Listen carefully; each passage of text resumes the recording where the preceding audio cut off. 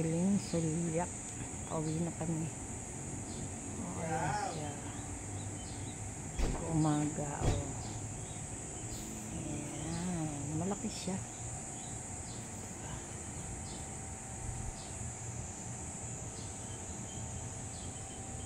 Ayan. Ayan pag-araw. Ayan, dito ko natulog sa sofa. Sila sa kwarto. Ang lamig eh. Ayan. Pero malaki kasi itong ano, area na to. Parang ayun ang anak ko dyan din natulog ko. Ayan. Ayan. Naglikpit na kami kagabi bago nagtulugan. Diba? Maganda siya.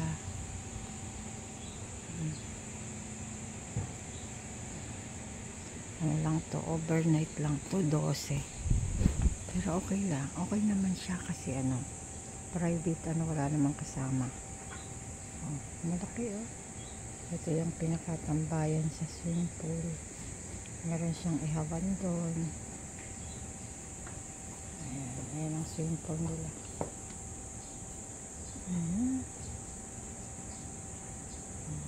At saka ano, weekend kasi kaya mahal.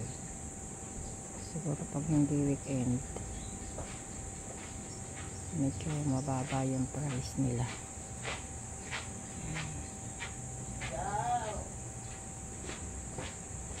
Diba?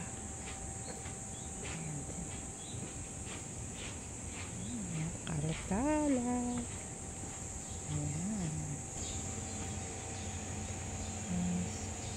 Si kuya ay naglilinis. Diba?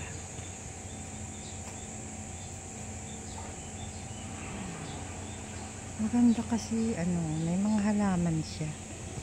Kaya magandang tingnan.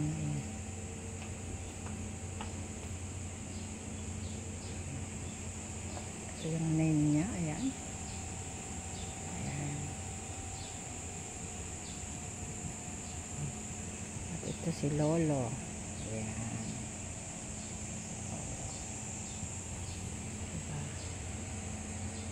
Ito siya tingnan pag umaga. Pag anong gabi kasi, ang daming ano, ilaw.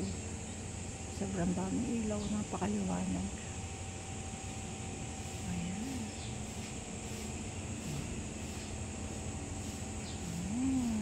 Naghahakot na oh. Uwi na kami. Nadala na yung mga gamit sa sasakyan. Ayan. Ganda. Ito siya pag-araw. Ano, diba? Ha? Nilagay ko na sa plastic. Oo. Bitbitin mo na lang. Nandun sa uwan. Kuhanin mo. Ang daming ibon pati dito. May kabag pa nga eh. Kagabi po, pasok-pasok yung kabag. Ayan.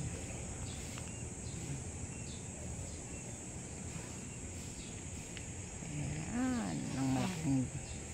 Ano yan? Bell.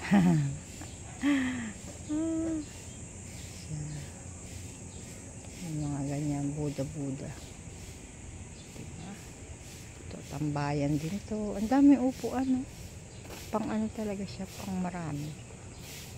Kaya lang kami lang naman eh. Ayan, ang anak ko. Yun ang bunso ko. Diba? Ganda.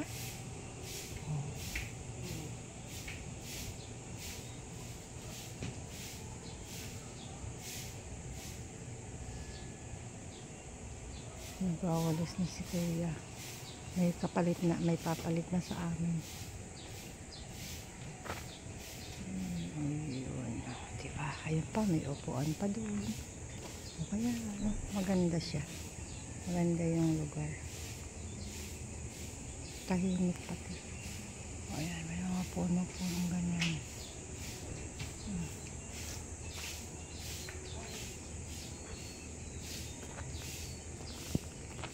siguro ng anak ko. Si mama, video parang video. Hindi hakutin yung gamit niya. Ayan. Ayan, dito yung ano.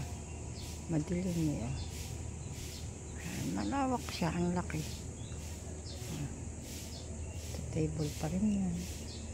May bilyaran. Ayan. Napakaluwang.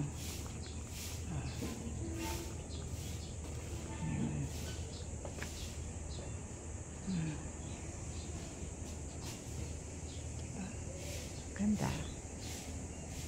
Pag ano, baka bumalik kami.